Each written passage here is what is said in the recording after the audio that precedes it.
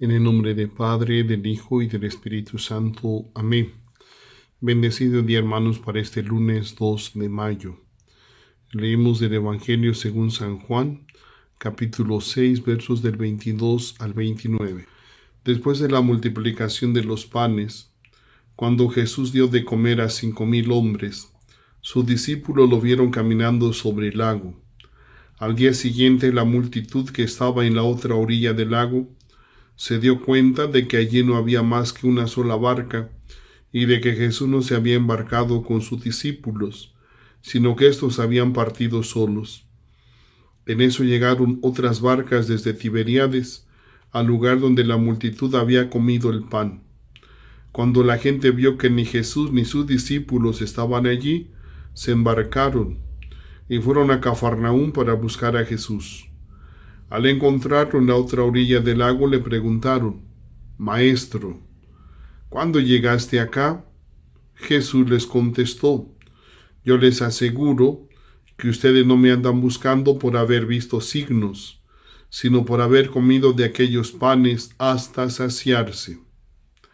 No trabajen por ese alimento que se acaba, sino por el alimento que dura para la vida eterna y que les dará el Hijo del Hombre, porque a este el Padre Dios lo ha marcado con su sello. Ellos le dijeron: ¿qué debemos hacer para realizar las obras de Dios?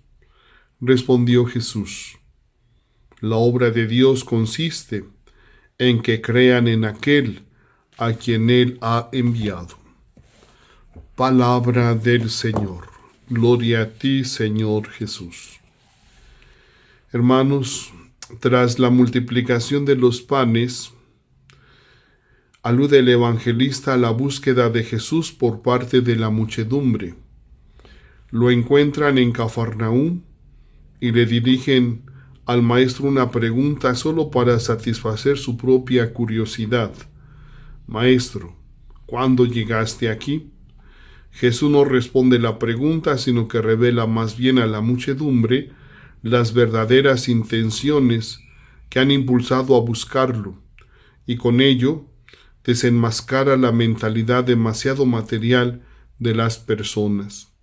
En realidad, toda esa gente sigue a Jesús por el pan material, sin comprender el signo realizado por el profeta. Buscan más las ventajas materiales y pasajeras que las ocasiones de responder y de amar. Ante esta ceguera espiritual, Jesús proclama la diferencia entre el pan material y corruptible y el permanente, el que da vida eterna.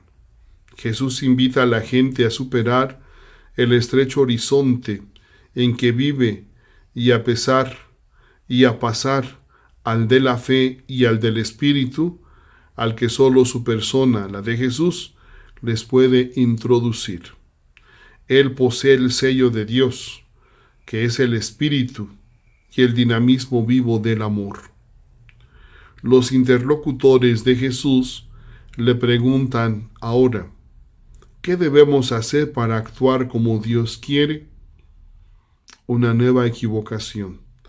La muchedumbre piensa que Dios exige la observancia de nuevos preceptos y de otras obras, pero lo que Jesús exige de ellos es una sola cosa: la adhesión al plan de Dios, a saber, que crean en aquel que Él ha enviado.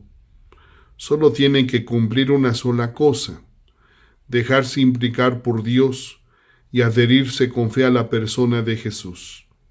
Es la apertura a la fe lo que ofrece un pan inagotable y lo que da la vida para siempre al hombre que acepta ser liberado de las tinieblas.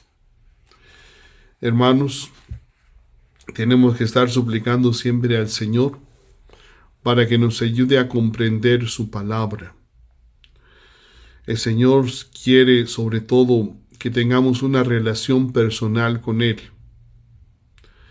El domingo pasado escuchábamos cómo Jesús le decía a Pedro que si lo amaba. Lo más importante es la relación personal con Cristo.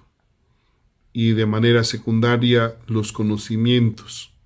Primero es una relación personal, una relación de amor, de confianza plena en Cristo Jesús.